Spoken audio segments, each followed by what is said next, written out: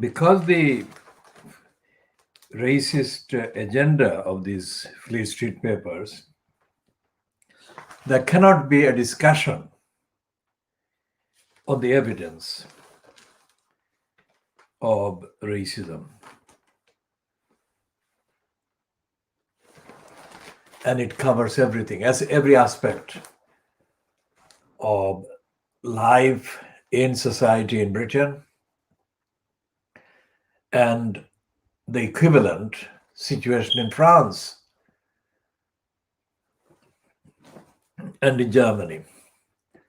As we said before, not recently, but we have been on the record as extensively commenting on Angela Merkel and her role in Germany. In her way of approaching the issue of migration into Germany, by doing what she did, that is allowing very large numbers of migrants into Germany, Angela Merkel created an image for Germany that with one act restored Germany to a level of near normalcy that had not happened until she took over and took that position, and had not happened since the 1940s in Germany. So the German case is significantly different,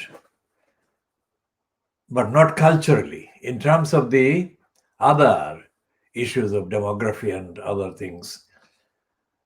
Now, France and Britain are comparable, and the smaller Scandinavian neighboring states are similar.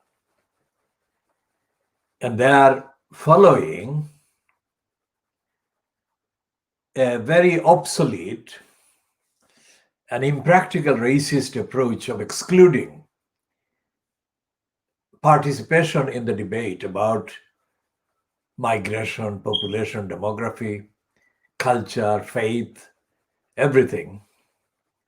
They're excluding African and Asian people settled and living in their countries. And by doing that, they are adding to the problems caused by ignorance, misinformation, falsehood, and racism is rising because of that ignorance. The point that I made earlier about Matthew Paris, the piece that he has got on the Times today, our leaders should admit they are totally lost, but in fact he's not saying that. What he's saying that he's kind of giving them a hand in their positions. And the Times on 2 pages, 6 and 7 pages, pages 6 and 7, is focusing on smugglers luring migrants to the UK with promises of warm welcome. Now, this is such a multi-headed falsehood. Of course, the smugglers are doing that. Not only are smugglers doing that from the mainland of the continent of Europe, but people smugglers operating businesses across Asia and Africa are doing that at every stage. They're luring. The lure is the main kind of catch. They want to trap people in the fantasy that everything is wonderful at the end of the trap. That's how they make the money. But this is not the origin of the problem. The origin of the problem is the refusal by the UK and France to comply with the United Nations declarations about accepting refugees and migrants. significant numbers. They're not. Neither France nor the UK is accepting anything like the number that they should accept. And secondly, the people who are desperate to cross the channel, either call it French channel or English channel, whatever, from the French side to the UK, are only doing that with the lure and traps set for them by the smugglers, who can only do that because there is no legal way of crossing the channel without that kind of desperation. So it is nothing to do with the smugglers. Smugglers and smuggling has been created by the illegality of the regimes in the UK and in France and in other smaller neighboring states, as I have said, the Scandinavian ones, the so-called Nordic ones.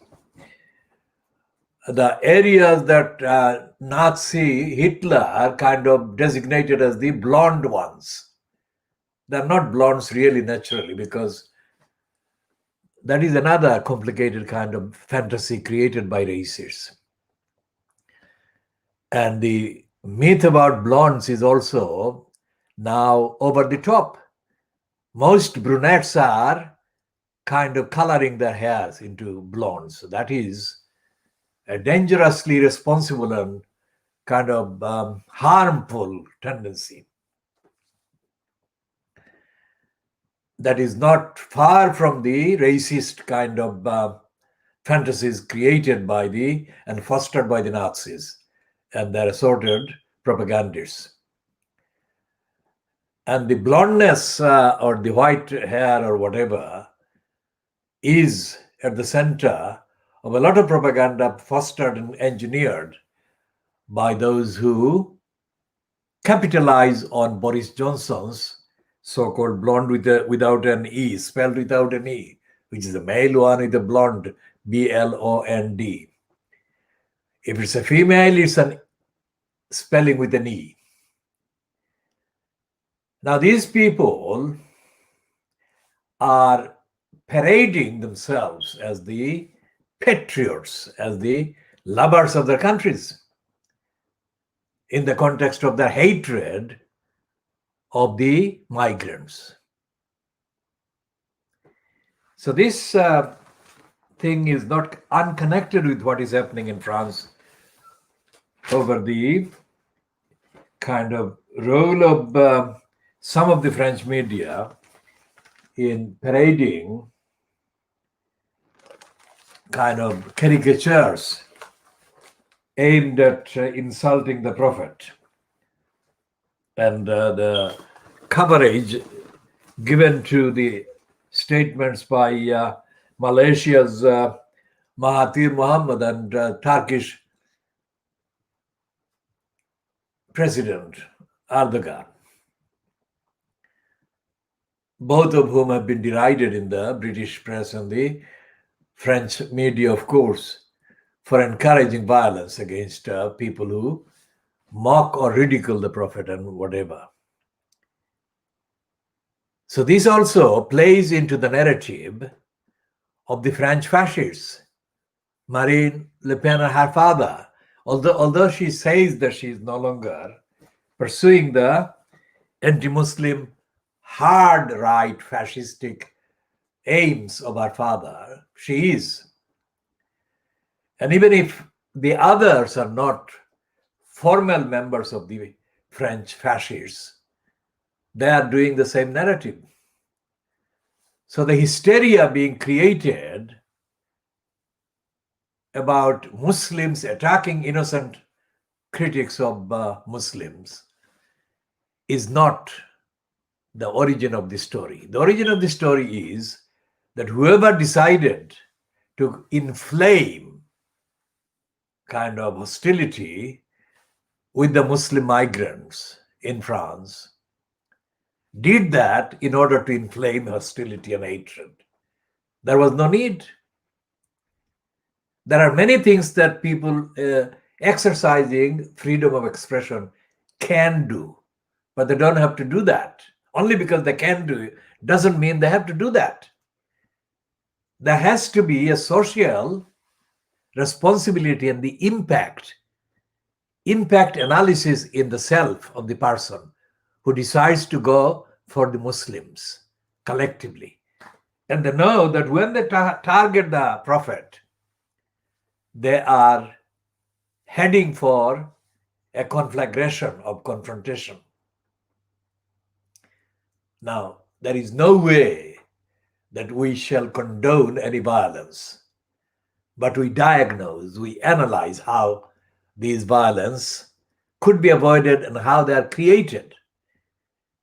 Why is it that there are other religions in the country, in the world? So why do they pick on Muslims and the Prophet? I mean, what is the relevance of the Prophet? I mean, the Prophet is not contributing, as far as is available on the published evidence of societies in the West. The Prophet is not contributing to any disaster. So why do they pick on the Prophet? That is a question. That question doesn't amount to me agreeing with Mahathir Mohamad Erdogan. But the point is that has to be examined. Why do they choose to mock the Prophet in an insulting way that will infuriate the majority of the ordinary kind of believers in Islam? Whether they are justified in carrying out violence is completely different. But the violence is considered justifiable because of the hurt feelings, as Mahathir Mohamad has said, and as the Turkish president has said. So why do these people choose to create this tension? Because in a situation where there are people whose belief is quite simple, and in the simple frame of the belief, the place of the Prophet is very important. So it's very important to understand that. Just to reverse the kind of analogy and apply to the kind of prophet of the Christianity and the Judaism. These are two prophets. Unlike the attackers of the Muslim prophet, Muslims don't attack either of these two prophets. Why? Because Muslims believe genuinely that these two also belong to the same list of prophets. So they are our prophets to the Muslims.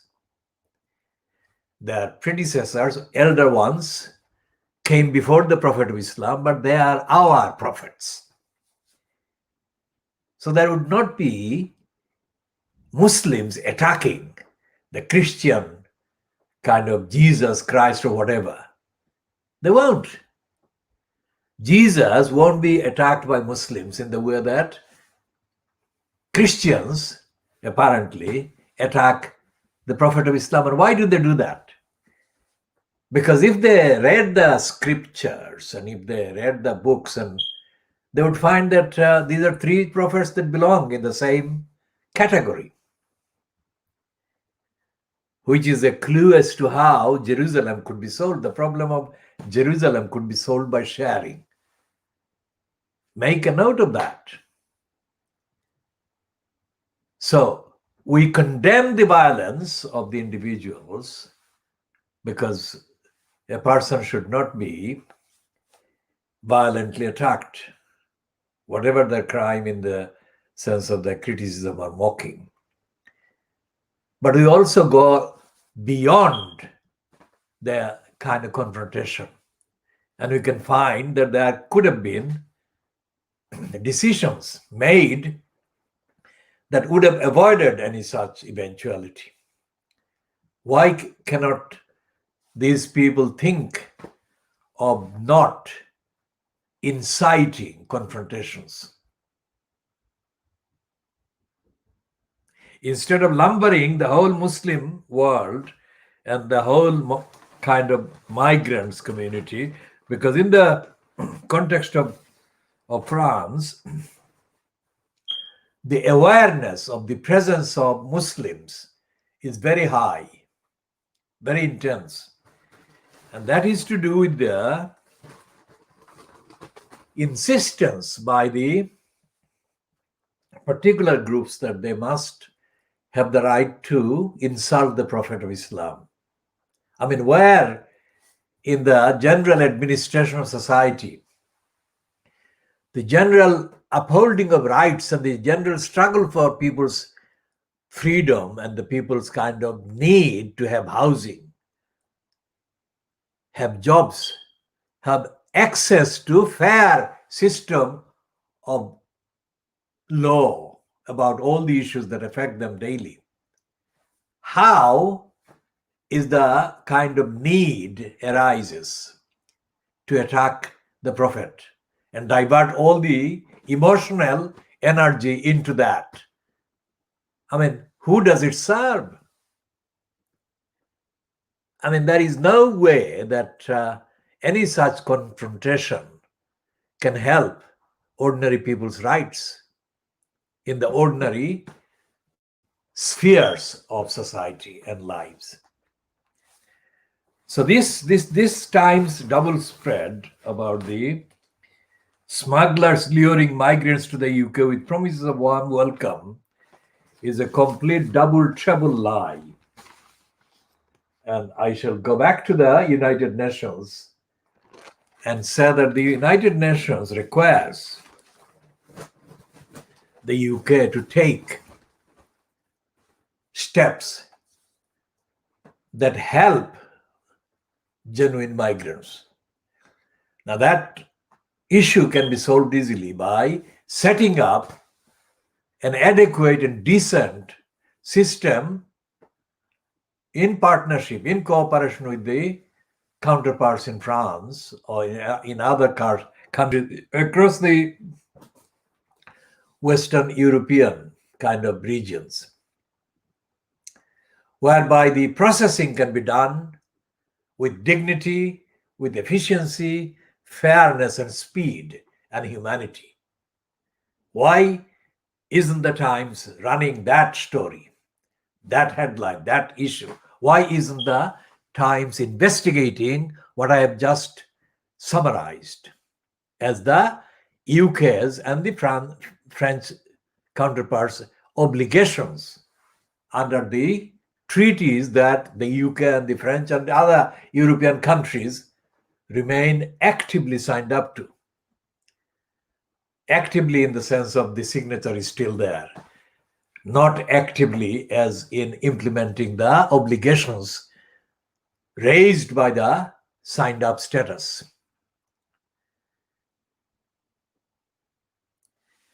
And we go back to the United Nations for various other things. All the declarations and aims and objects that exist in the books of the United Nations organization are being treated as a kind of list, ritual list. And the man who has been Secretary General for the last few years, the former kind of Portuguese politician, Antonio Guterres, is a crafty operator. He's so crafty that he kind of manages to get himself into molds of M.K. Gandhi, Martin Luther King, whoever. I mean, he is the ultimate kind of ingratiator, image-wise. The point is that the United Nations bureaucracy is a dismal kind of entity.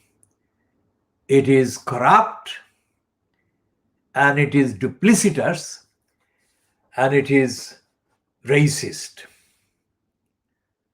And Guterres knows that he is a racist.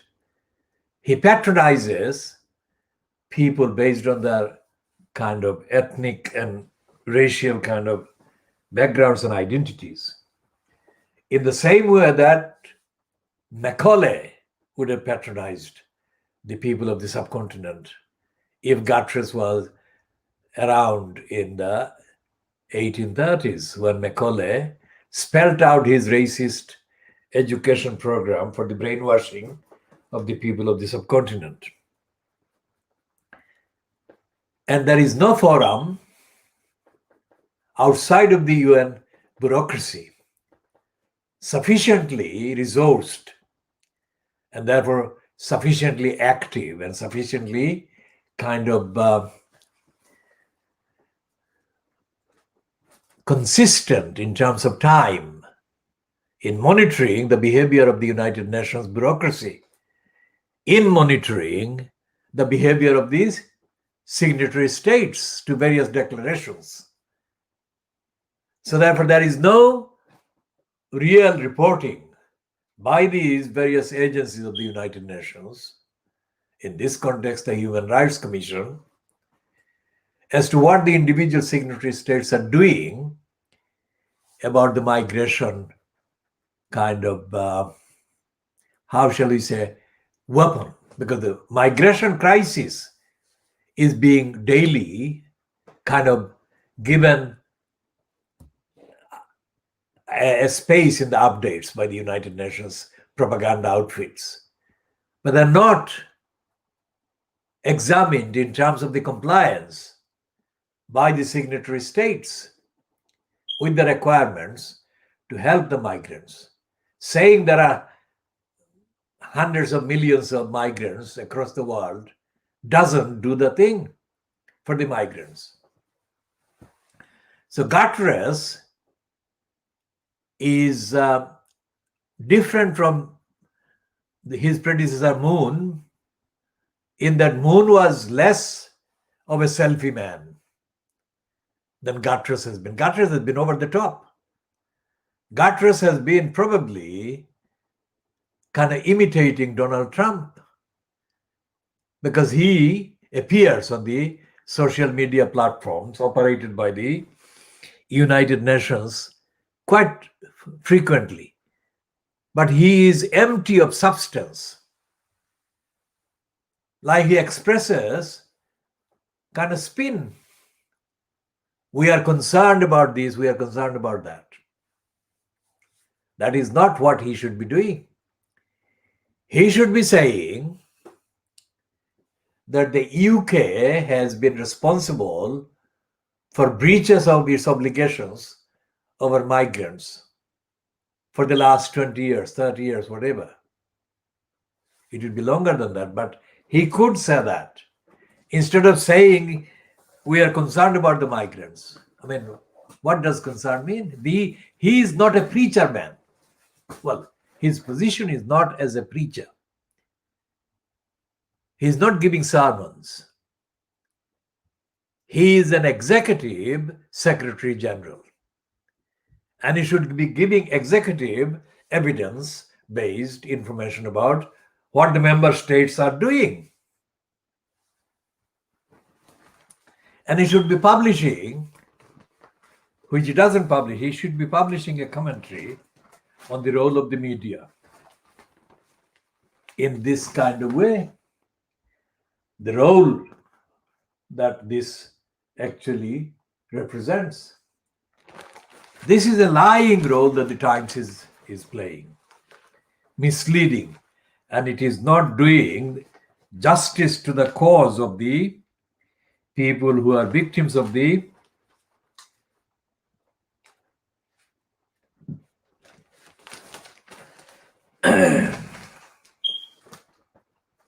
various breaches and defiances of the obligations by the member states.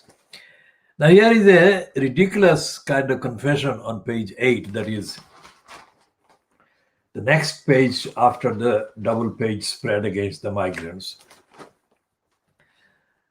It says, and And it is written by somebody whose name is clearly Indian based, Arthi Nachiappan.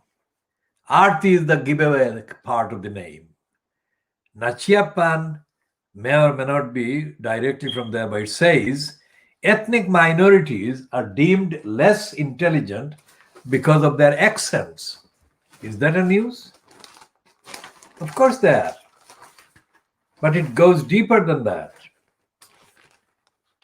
Ethnic minorities are deemed less intelligent because of their accents. There is this constant barrage of propaganda against migrants, against the people from Africa and Asia trying to kind of arrive and take over Little England. I mean, why wouldn't there be prejudice against their accents? Of course there would be.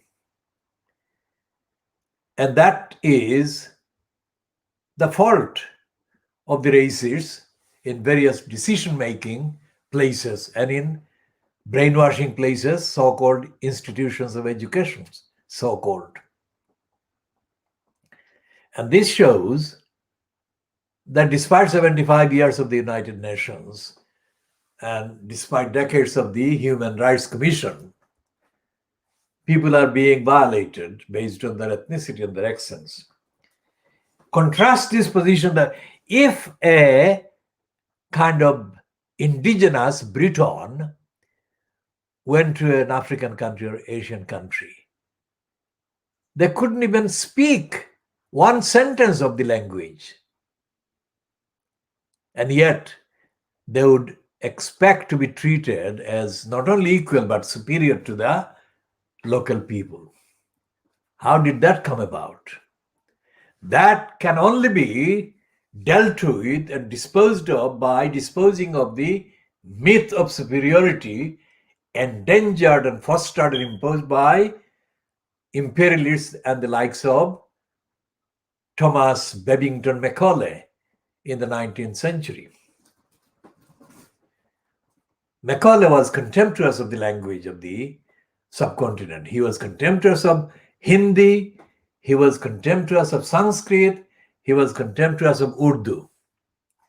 Now Urdu and Hindi are, well, almost identical, but they are very much active and live kind of medium of communications across hundreds of millions of people, among hundreds of millions of people in the subcontinent.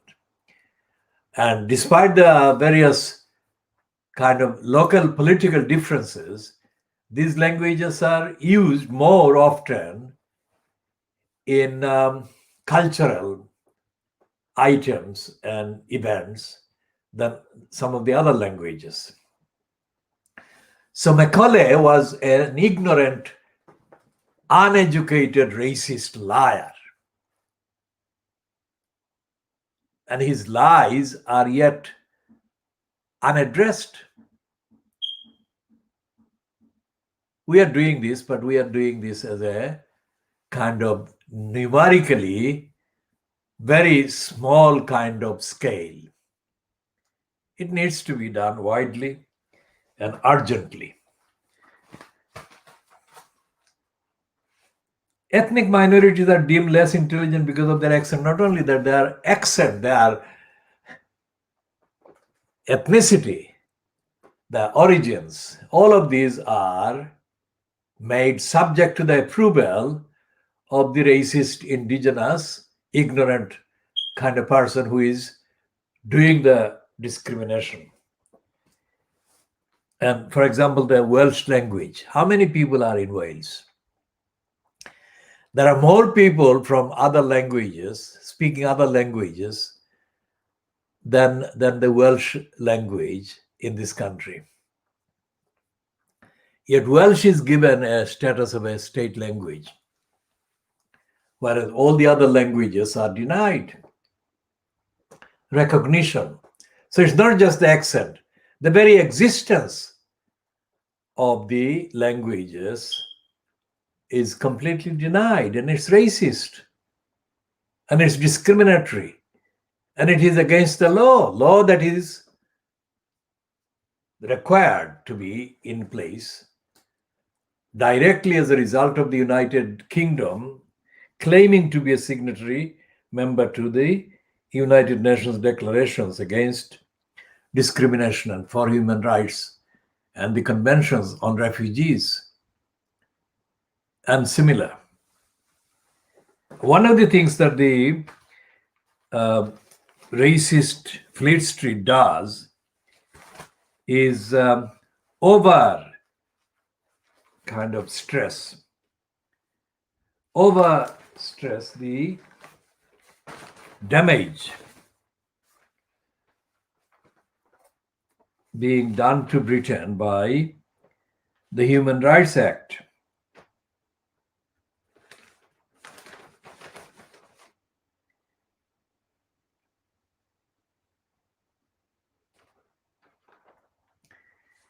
And there is no evidence. In fact, there is no evidence that any of the United Nations declarations, charters, that the UK remains signatory to has done anything but good for the whole of the UK, whole of the population. And that is something that is similar in kind of application and implication and impact to the many directives and agreements that were made with the European Union. The directives came from the European Union and the agreements made with the European Union. Now, the UK government's website boldly boasts that the UK has left the EU, but it doesn't say anything about the legal framework based on the UK's membership of the EU or the EC before that for decades. What has happened to the legal framework? And none of the opponents, so-called, of Brexit, by none I mean the ones that parade themselves as licensed law traders, and they kind of create the impression that they know more about the law than the other people who are not licensed law traders. That is a crafty, corrupt, kind of selfish indulgence by these individuals, because they haven't shown any interest in publicly sharing what they think are the damaging aspects and implications of the UK's, quote, departure from the EU in terms of the civilizing of the UK's legal framework, at least in theory. Because none of the licensed law traders who are supposedly opposed to the Brexit agenda and therefore should have been expected to expose the Brexit agenda, its implications on the legal framework, has published anything about the legal framework, about the access to justice, and the role of the UK court system, the court's bureaucracy. As I have said in the week, we have been asking the Supreme Court and the High Court, the divisional courts, for the last kind of few weeks to publish or tell us about accessible publications of the UK legal system's compliance with the requirements of the various treaties and declarations that the UK is signed up to as part of the UK's membership of the United Nations and its affiliated organizations. And despite the fact that on the websites of the court system of bureaucracy, there are literally hundreds of items, documents, etc., etc., there is no recognition of the United Nations as far as we have received any response from the divisional courts and the Supreme Court. In fact, the Supreme Court website is run by people who must be in the dark ages. They don't recognize anything. So what we are saying is that the Times and the rest of Fleet Street are not the only organs of the so-called state, because the press supposed to be the fourth estate of the state. Fleet Street is failing to recognize international membership of the UK, as are the court system and the courts, the divisional courts, the High Court, the Supreme Court. So, if somebody goes to the courts, which do have recognition of Human Rights Act in the forms, they are in for a shock, because Human Rights Act is not implemented by the court system and the court bureaucracies. So we can extend that kind of narrative and comment about the emptiness of the court system, the judiciary, and the media, and look at the government departments. And it's the same thing. The various UK central government departmental websites, because that is where they kind of direct most callers to, are devoid of any reference to the UK's international treaty obligations. Then you can look at the local councils. The same is the case. So anyone who understands the serious role of these international obligations in civilizing a society and in making sure that the society delivers human rights and equal rights to people, would know that therefore the charade called the Equality and Human Rights Commission, which has been used as an instrument to deny equality, equal rights and human rights to most people in this country who are victims of racism daily, that is an aberration.